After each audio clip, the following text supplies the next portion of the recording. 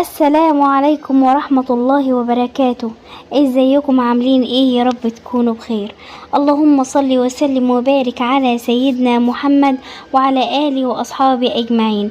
لكل اللي مش بيصلي على النبي صلى على النبي بنية ان ربنا يكرمه، بنية ان ربنا يصلح حاله. فكل ما انتي قاعدة وتفكري كده وتفتكري الصلاة على النبي تصلي على النبي على طول، عليه أفضل الصلاة والسلام. النهاردة ان شاء الله هوريكم روتيني ان شاء الله من اول ما صحيت لحد ما رحت للطير بتاعي وحمامي وباكله. انا بخلص كل الشقة بتاعتي وبعدين بخلص خالص وبعدين اروح له لما ايه اروح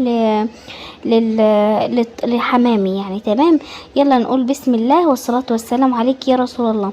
اول حاجة انا صحيت الصبح، تمام، فتحت الشبابيك عشان اهوي الشقة، وبعدين بعد ما بفتح الشبابيك بفتح اذاعة القرآن الكريم، بتدي طاقة للبيت بطريقة محدش يتخيلها. يا بخت اللي عنده اذاعة القرآن الكريم وبيشغلها كل يوم الصبح او بيشغلها على طول، يعني مش هتفرق. تمام، وبعدين بعد ما خلصت رحت على طول على الغسالة اشغلها واسيبها مع نفسها ايه تشتغل. قلت ايه احط لي حطه كده وانا احضر الفطور. تكون ايه الغسالة غسلت وخلصت الغسيل وانا ايه بحضر في الفطار، وبعدين اخد بعد ما اخلص الفطار اروح اخد الغسيل واروح انشره بره واحط حطه تاني. يعني انا ممكن في اليوم بحط حطتين 3 في اليوم، تمام، وبالليل ممكن احط حطه واصحى الصبح الاقيها ايه يعني خلصت، وبعدين ايه ابدا ايه انشرها. ده مسحوق يا جماعه، جايبهولي ست يعني قالت لي جربي، لو طلع كويس اشتري مني، لو ما طلعش كويس خلاص ما تشتريش، ده بيشيل البقع. قلت لها طب اسمه ايه المسحوق ده وكده؟ قالت لي بصي هو يعني جايها من بلد من الخارج يعني، فقالت لي جربي والله هيعجبك خالص، بيشيل البقع. فانا ايه انا معايا عيالي وكده، فالبقع بتاعت هدومهم مش بتطلع بسهولة، بتطلع بصعوبة. فقلت ايه اجرب ويمكن مثلا صح ايه هي يعني هيخيب ظن يعني وهيطلع كويس. فبدأت حطيته ان شاء الله ويا رب ايه الغسيل يطلع كويس. على ما اعتقد يعني كده الغسيل ما طلعش كويس خالص يعني. بس ايه يعني يعني خلاص انا مش هجيبه. حطيت اريال وحطيت برضو كلور علشان ايه ينظف الغسيل كويس خالص. والله بصراحة بعد الغسالة النص اوتوماتيك يعني مفيش. غسالة في الاوتوماتيك دي كويسة بتريح الواحد، بس برضو النص اوتوماتيك حلوة خالص في الغسيل. وبعدين رحت شغلت التكييف علشان قلت ايه يهوي كده وعشان الدنيا حر خالص، مع ان الهوا بره يعني ما شاء الله شغال يخبط الهوا بره، واهو زي ما انا مش مورياكم كده. قلت اوريكم الهوا بره. شوفوا ازاي بيضرب ضرب، بس سبحان الله في الشقق الدنيا نار. قلت احضر فطور. عملت بيض، بس انا ما صورت لكمش الباقي يعني. عملت بيض وقليت بطاطس وعملت جبنه بطماطم وعملنا شاي وايه وخلصنا. قلت بقى ابدا في ايه في الغدا. عملت ايه الغدا؟ قلت اعمل ايه، فكرت قلت هعمل كشري مصري. انا بجد بحب الكشري المصري، واولادي برضو بيحبوا الكشري المصري جدا، وما بحبش اجيبه من بره، اتعقدت منه خالص يعني. فبحب اعمله في البيت، وعيالي بيحبوا الكشري مني وبعمله بطريقه حلوه. فايه جبت طماطم، قلت ابدا اول حاجه بالصلصه بتاعه الكشري عشان اسيبها مع نفسها بتتسبك، وايه واروح اخلص المكرونه واخلص الرز بالشعريه واخلص البصل والكلام ده، يكون ايه الطماطم اتسبكت. يعني ببدا اول حاجه بالطماطم. غسلت الطماطم كويس كده وبقيت ايه انضفها كده واقطعها واشوف اللي هو مش هي نظيفه اروح ارميه مش برميه، انا بوديه للطير، لاني انا عندي بط وعندي اكل وعندي طيور، بوديلها ايه الحاجات البواقي بتاعتنا او اي حاجه بايظه بوديها لايه للبط بتاعنا. بعد ما خلصت الطماطم كده هقعد اقطع فيها واحطها في الخلاط، وبعد ما اخلصها هخلطها واكون ايه يعني هكون معاكم زي ما انتم شايفين كده انا عماله بقطع فيها. اللهم صل على سيدنا محمد وعلى اله واصحابه اجمعين. هخلص قطيع خالص وهوريكم ايه وهي شغاله تتخلط ايه في الخلاط. اي حد ما عمليش اللايك يشترك في القناة ويفعل لي الجرس يا جماعة، ويفعل الجرس علشان كل ما انزل فيديو يوصل له اشعار اني انا نزلت فيديو جديد. انا القناة بتاعتي دي بدأها جديد يا جماعة، يعني انا بداية اليوتيوب ليا الايام دي، يعني ربنا يكرمني فيها ويرزقني فيها.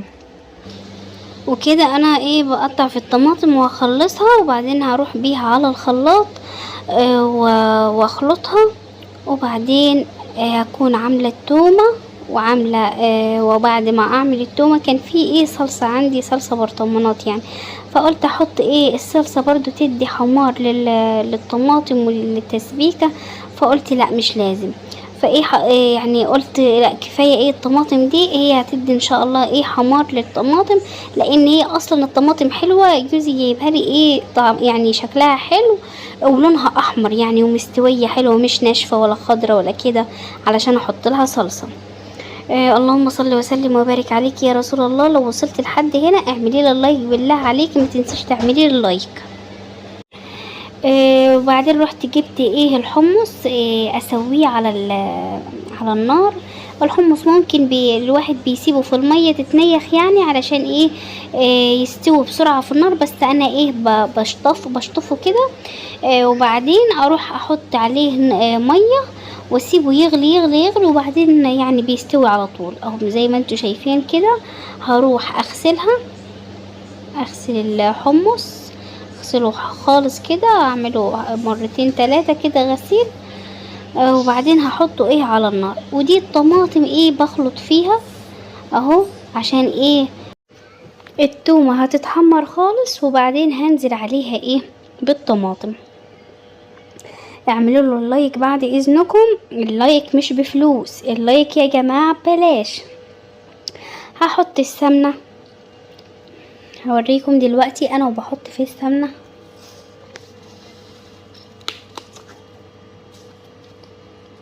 وبعدين هنزل عليها بالتومة. التومة بتتحمر بسرعة يا جماعة، يعني مش بتاخد وقت، على طول كده طالما السمنة سخنت، وبحط التوم على طول وبعدين بننزل بالطماطم. وكمان برضو تحطي شوية سكر على الطماطم، شوية قليلين مش كتير، عشان طعمها ما بيبقاش مسكر، طعمها ما يبقاش مسكر، يعني شوية صغيرين خالص سكر.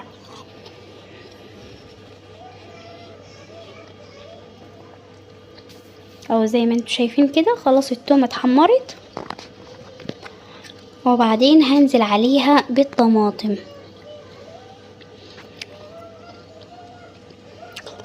على طول. الحاجة تخلصيها وترتاح منها، اولادك عايزين ياكلوا الاكل جاهز، مش يقولك يا ماما جعانين حضر لنا اكل، يعني حضر الاكل ونسيه خلاص، تسخني عادي وتديهم حتى بارد يا ستي، احنا في الحر ده عادي. لو حطيت لهم شويه كشري شويه رز ومكرونه على كده، بس هتسخني الصلصه لو في يعني بواقي كشري كده تسخني الصلصه وبس كده، يعني لو في العشاء كده. نزلت عليهم بالطماطم، وكان في شويه برضو طماطم في الخلاط، رحت حطيت عليهم شويه ميه عشان احطهم كلهم في الحله. وكده هسيبها تغلي مع نفسها خالص، تتسبك خالص مع نفسها، وبعد ما تتسبك هطفي عليها خلاص. انا كده ارتحت من الصلصه بتاعه الكشري. هروح بقى للرز، اعمل الرز علشان ارتاح برضو منه عبال ما يستوي، واوطي عليه النار خالص، اكون انا خلصت اللي بعده، اللي هو مثلا البصل والكلام ده. وهنا البصل برضو هقطع البصل اهو زي ما انتوا شايفين. حطيت الزيت اللي هعمل فيه الرز، حطيت فيه الاول البصل هيتحمر ويتخلص، واروح اصفي البصل من الزيت واطلعه على طبق عشان ينشف ويبقى مقرقش، وهنزل بالرز في الزيت بتاع البصل عشان ما نكترش زيت والزيت يخلص والكلام ده، يعني كله مع بعضه عادي، هو الكشري كده بيتعامل كده. حطيت شوية زيت قليلين وشوية ملح في المية بتاعة المكرونة علشان المكرونة ما تتعجنش وتمسك في بعضها، يعني الزيت ده بيتحط عشان كده يبقى ايه المكرونة متفلفتة كده من بعض. نزلت بالمكرونة سباكيتا، انا ما كترتش خالص كشري، يعني شوية قليلين، مع مش مهم، المهم الحاجة ما تبيتش، انا اهم حاجة عندي الحاجة ما تبيتش، ناكلها نتغدى بيها ونتعشى بيها والحمد لله. حبينا نعمل تاني اعمل تاني يوم بكرة، مش مهم، بس ما بحبش الحاجة تبات وتقعد في التلاجة، انا كده سبحان الله. وبعدين نزلت برضو بشوية المكرونة من الصغيرة دي، يعني كلهم على بعض، الاسباجيتا والمكرونة من الصغيرة هيستووا مع بعض واصفيهم.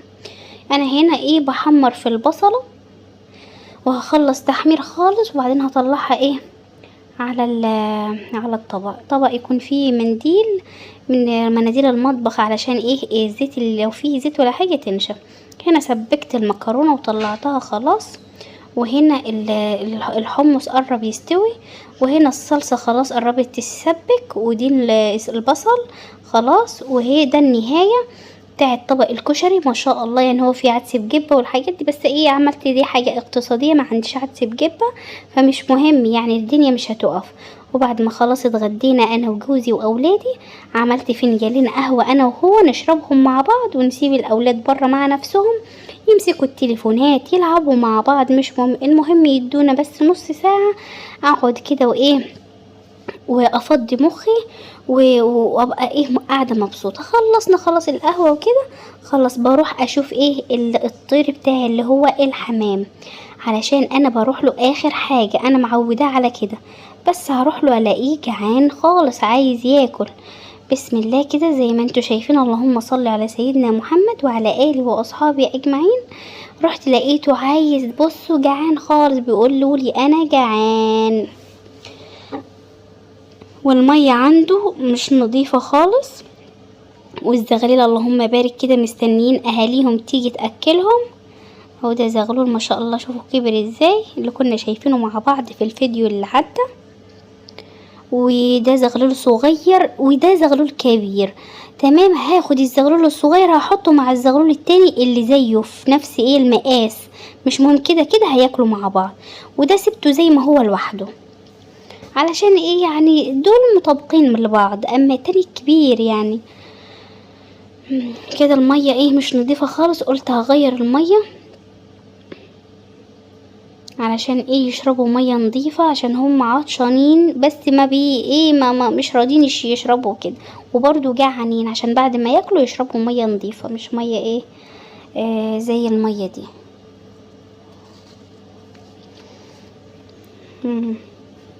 هحط لهم برضو اكل عشان ياكلوا، اهو حطيت لهم علف، هياكلوا بقى، هم جعانين خالص، بس برضو هم العلف ده شوية العلف دول قليلين خالص. انا سبت التليفون على جنب كده علشان ايه اروح اجيب لهم مية، انا على كده طلعت ورحت اجيب لهم مية وسايبه التليفون لوحده على كده، بس هم جعانين شغالين اهم بيموتوا في بعض عشان ايه مين يلحق الاول الاكل الاول. برضو هيكون عندي عيش، بيبقى عندي عيش ناشف بيبقى بواقي مني، فالعيش بينشف خالص بسيبه كده في مكان ينشف خالص، ولما بكون محتاجاه بعمله ايه للحمام اقعد ادقه يعني بايد الهون، فبيطلع ايه يعني فتافيت صغيرة، فالحمام بياكلوا عادي وبيحبوا جدا. وساعات لما بيبقى عندي مثلا يعني عبيت شوية عيش محترمين، بخلي جوزي يوديهم المدشة يدشهم لي ايه في مدشة العيش، هم زي ما انتوا شايفين كده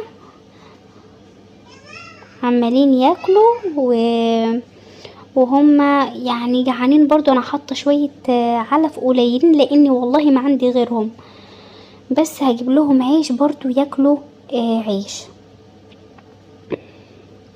حطوا لايك بالله عليكم، اللي يوصل لحد هنا يحط لي اللايك بعد اذنكم، يعني فضلا وليس امرا، يعني انا محتاجه بس دعمكم، تدعموني وتشتركوا لي في القناه وتفعلوا الجرس وتعملوا لي لايك، مش هتخسروا حاجه، بس انتوا والله باللي انتوا هتعملوا لي ده هتجبروا خاطري وهتفرحوني والله، وهدعي لكل حد بيتابعني الله يكبر خاطره ويريحه ويوسع رزقه ويسدد ما عليه يا رب العالمين.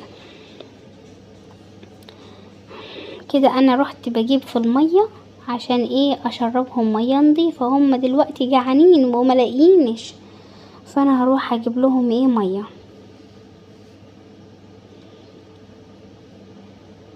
وبرضو هجيب لهم عيش ناشف وهدقه قدامكم دلوقتي. برضو لازم الحمام بتاعي اشبعه خالص لازم، لانه بصراحة يعني ربنا بيرزقني منهم جدا، ويعني بكون مبسوطة لما حد بيشتري مني حمام او انا بذبح وباكل انا واولادي، ببقى برضو فرحانة كأني بعته. انا اهم حاجة عندي اولادي وزوجي.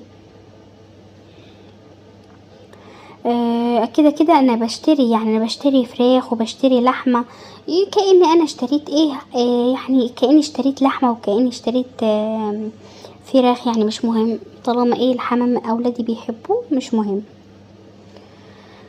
هما هنا خلاص خلصوا العلف خالص ومستنيين في انتظار المية، اجيب لهم مية واشربهم مية. انا هنا جبت المية واحط لهم بقى المية عشان يشربوا برضو زي ما انتوا شايفين كده.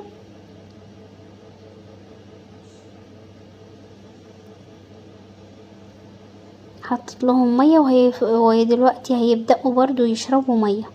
وهيكون معايا عيش ناشف هاخده برضو واحطه في الارض كده، وهفضل ادقه كده في الارض عشان ايه يلحقوا برضو ياكلوا عشان ياكلوا اولادهم عيالهم يعني الزغاليل. جبتهم شوية العيش دول ناشفين خالص هدقهم دقة محترمة كده يبقوا فتافيت صغيرة خالص. بالله عليكي تعملي لي لايك، الله يبارك لك ويوسع رزقك يا رب. اللهم صل وسلم وبارك على سيدنا محمد وعلى اله واصحابه اجمعين. لو عجبك الفيديو ما تنسيش تعملي لي لايك، الله يبارك لك. وبصراحة انا هفرح جدا لو لقيتك اشتركتي لي في القناة وعلقتي لي تعليق حلو كده من تعليقاتكم الحلوة اللي بتفرحني وبتخليني اتشجع اكمل معاكم. والى اللقاء الى فيديو جديد ان شاء الله. مع الف سلامة يا حبايبي.